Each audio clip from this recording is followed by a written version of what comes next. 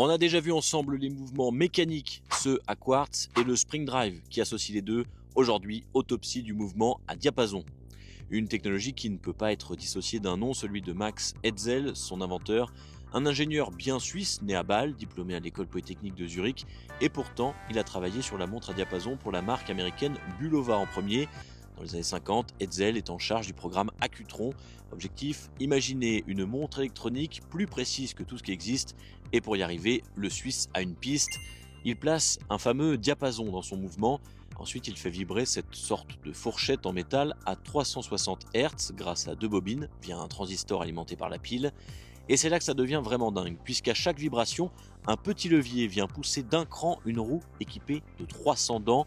Un deuxième cliquet l'empêche de revenir en arrière, et c'est donc cette roue qui entraîne le train de rouage. Alors pour vous donner une idée, la roue en question ne fait pas plus de 4 mm, et les dents sont espacées de l'équivalent de la moitié d'un cheveu humain.